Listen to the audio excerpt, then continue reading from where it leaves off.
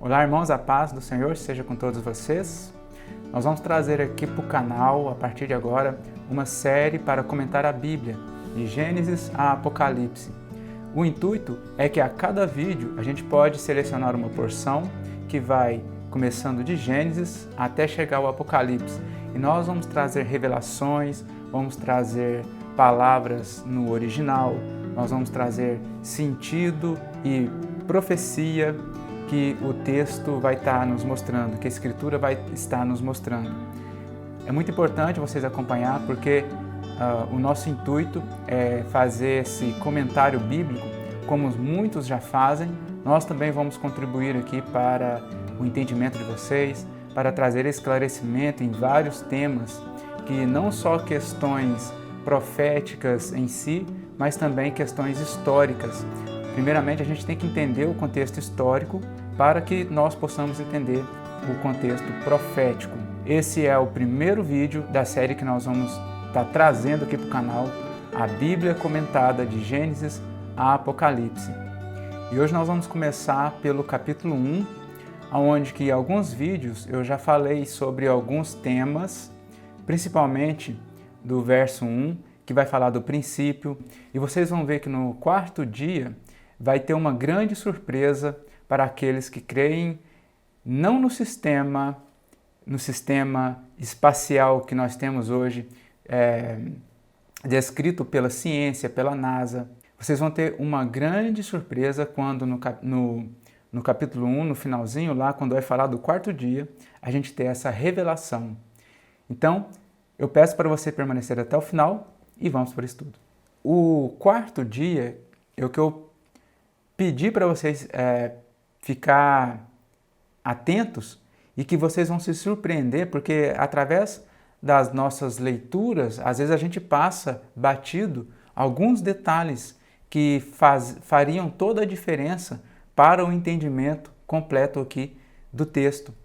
E quando a gente vai ler a descrição do quarto dia, o Senhor Deus ele vai, através de uma palavrinha só, através de uma expressão, de uma frase, vai mudar todo o sentido como a gente interpretava, como a gente entendia o texto. Eu vou ler e vou marcar aqui para vocês. O verso 14. Disse também Deus: haja luzeiros no firmamento dos céus, para fazerem separação entre o dia e a noite. E sejam eles para sinais, para estações, para dias e anos. A palavra estações, irmãos, é uma palavra conhecida aqui do canal que a gente sempre fala, que é essa palavra aqui, ó, moed.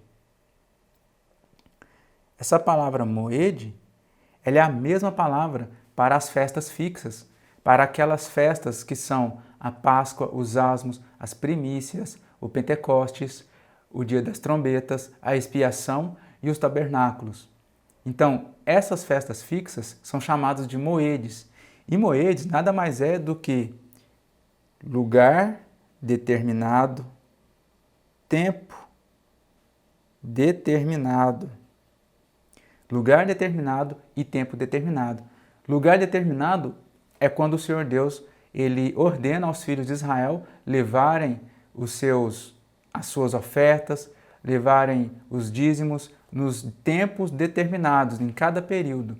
3 vezes ao ano, porque são 3 festas fixas que se subdividem em 7 pontos. Dentro das 3 festas, subdividem 7 pontos, que são aqueles que eu falei para vocês. Então, nessas 3 vezes, os filhos de Israel teriam que levar as suas dádivas, os seus dízimos, teriam que levar as ofertas de manjares, teriam que levar os novilhos, os cordeirinhos, a 10ª parte. Então, nesses tempos determinados, são para levar no lugar determinado que ele fez habitar o seu nome. Então, o lugar determinado é na tenda do encontro, lá no tabernáculo, e posteriormente no santuário, que foi edificado, começando a planta por Davi e depois por Salomão. Então, essa palavra ela já aparece aqui em Gênesis para nos dar a ideia de que Deus ele fatia o tempo. conforme ele mostra através de ciclos, sendo ciclos de 7 dias, de 7 anos e de 50 anos. São ciclos proféticos que começam por dias, começando pela festa das semanas, que são 7 semanas de 7 dias literais, que vai dar 49, e no dia imediato o Pentecostes. Depois tem o ano sabático, que é o 7º ano, e depois tem o jubileu, que é o 50º ano. Então, tudo isso são tempos determinados que o Senhor ele mostrou para nós aqui, e através desses luminares, que precisamente Sol e Lua, é que nós vamos ter conhecimento e distinção desses tempos determinados, desses períodos que o Senhor fatiou no tempo. Essa parte é importante. Só que não é só isso que eu ia mostrar para vocês. Está aqui, ó. Está no verso 17, mas eu vou ler ainda. O verso 15. E sejam para luzeiros no firmamento dos céus, para alumiar a terra. E assim se fez. Fez Deus os 2 grandes luzeiros. Então ele está chamando o sol e a lua de grandes luzeiros. É lógico que o sol ele aparenta ser maior que a lua, porque ele tem um brilho extremamente superior ao da lua. E a lua também tem brilho. Ela não só recebe partes da luz do sol, ela vai recebendo a cada dia, dia 1, dia 2, dia 3, até o 15º dia, que vai ser lua cheia, ela recebe partes do sol, mas ela mesma em si, ela também tem luz. E isso a ciência não confirma. A ciência diz que a lua ela não tem luz própria, mas a lua ela tem sim luz própria. Através do livro de Enoque a gente consegue perceber isso claramente. Então, o Senhor Deus está chamando esses luzeiros de grandes luzeiros, o maior para governar o dia e o menor para governar a noite. E fez também as estrelas. Agora, o verso 17, presta atenção, eu vou ler sem falar a observação para vocês. E os colocou no firmamento dos céus para alumiarem a terra. Você percebeu aqui o que eu acabei de ler? E os colocou no firmamento dos céus para alumiarem a terra. No começo do vídeo eu falei que o sistema solar não é o mesmo ao qual Deus descreve, não é o mesmo que a ciência mostra para nós. O que a ciência, a NASA, todos os cientistas de todas as agências espaciais, quer seja internacionais e quer seja aqui do próprio Brasil, quer seja nos Estados Unidos com a NASA, quer seja na Rússia, na China, em todas as agências espaciais que fazem essa leitura dos céus, que mapeiam os céus e tiram fotos e enviam sondas e satélites, eles mostram um sistema solar infinito, extremamente infinito, inalcançável, e que as estrelas, as constelações e os planetas e as galáxias viajam todas sem rumo à deriva na imensidão do universo. Você percebeu o que eu falei aqui agora? Que tudo isso, todos estes astros celestes, viajam à deriva na expansão e imensidão do universo. Mas o que está escrito aqui é o oposto. O que está escrito aqui? Você percebeu que o Senhor Deus ele fez o sol, a lua e as estrelas, e o verso 17, ó, e os colocou no firmamento dos céus? Lembra que esse firmamento ele faz a separação dos céus com os céus onde vai estar os luminares. De modo que todos estes astros celestes, todas as estrelas, o sol e a lua, e tudo que existe, que o homem conhece como galáxias, como os cinturões de galáxias e nebulosas, tudo isso, irmãos, tudo isso está debaixo do firmamento. Olha como isso passa batido para nós. E os colocou no firmamento dos céus. Isso não está fora, vagando na imensidão do universo. Isso está nos céus, no segundo céu. O primeiro céu é o céu visível que nós mesmos conseguimos observar. Os céus dos céus, o segundo céu, ele é o céu onde estão as luminares. Aí tem o firmamento, que é um domo, né? É uma cúpula sólida, intransponível, e os céus dos céus, que é o terceiro céu, que é os céus do Senhor, onde estão os querubins, onde que depois está o santuário do Senhor. E o próprio Apocalipse mostra isso para a gente. Aquele vidro mesclado com fogo está falando do firmamento. Ezequiel, capítulo 1, capítulo 10 também vai mostrar esse firmamento. Então, olha que interessante. Eu estava lendo esses dias e me deparei, eu já tinha essa revelação do firmamento, tal, do formato da Terra, que não é o que a NASA mostra para a gente, não é o que as imagens mentirosas, né? Aquelas imagens mentirosas feitas em computação, com CGI, aquelas filmagens, tudo em CGI, computação gráfica e manipulação de imagens. Tudo isso que é nos mostrado é mentira, não é verdade. Então eu já tinha esse entendimento, essa revelação, e aqui, lendo aqui esses dias para trás, eu pensei, mas estava debaixo do nosso nariz o tempo todo e a gente não percebe. Estava debaixo do nosso nariz o tempo todo, uma palavrinha tão simples, e os colocou no firmamento dos céus. Então ele tem que estar aqui. O sol, a luz, as estrelas têm que estar debaixo do firmamento, porque Deus colocou eles no firmamento.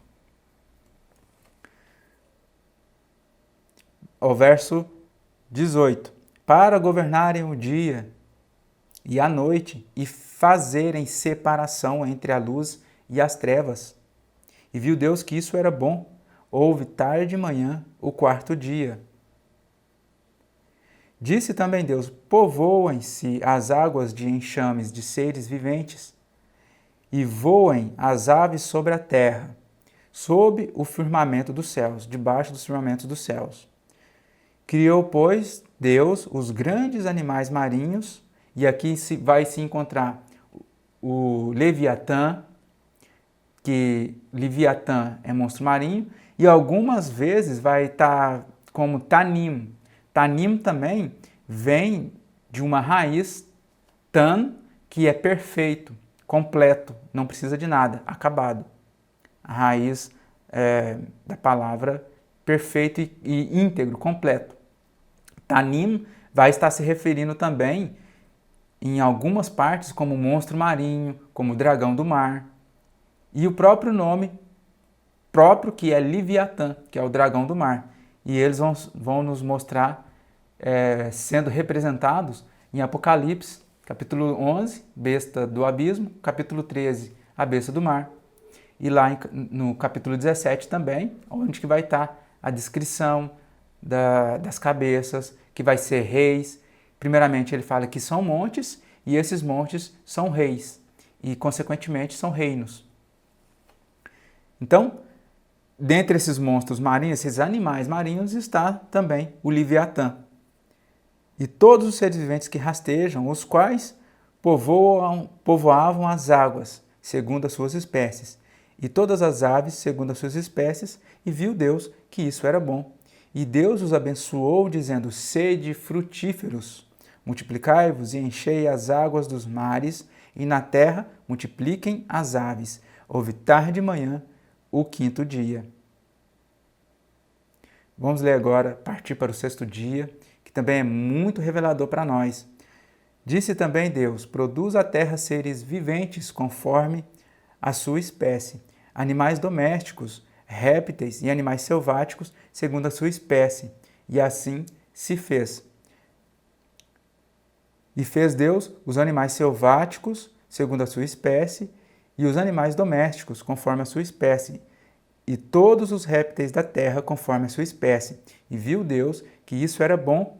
Também disse Deus, façamos o homem à nossa imagem, no plural. Então é Elohim. Elohim é Deus no plural. Aqui é o Pai e o Filho.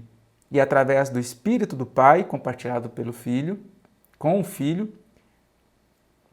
existindo com o Pai na eternidade, junto de si, no seu próprio seio, em espírito, eles estavam fazendo a criação.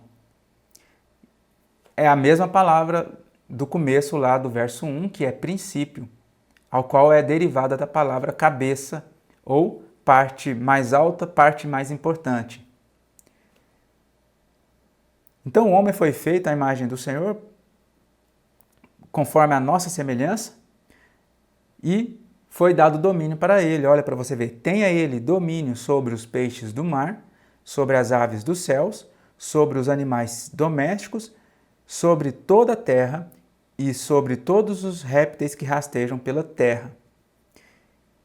Isso foi dado por Deus a Adão, ao homem e à mulher. Agora eu quero que vocês observem. O Senhor Deus, ele vai chamar o homem e a mulher de Adão. Não é necessariamente só o homem que é Adão, mas o homem e a mulher, Deus chamou o nome de Adão, porque Adão é o nome designado para a humanidade, para os homens, para os seres viventes, para os homens mortais. Então, Adão vai falar de homem e mulher. E aqui vai ter uma revelação, quando a gente for ver a outra parte, no outro estudo, a revelação do Filho do homem. A palavra Filho do homem, ela é um pouco mal compreendida. Ela não é o que alguns pensam que são. A palavra Ben Adam. Então, meus irmãos, o estudo foi este. E no próximo vídeo nós vamos dar continuidade no capítulo 2. Eu agradeço por vocês terem permanecido até o final. Fiquem todos na paz do Senhor e até o próximo estudo. E Shalom!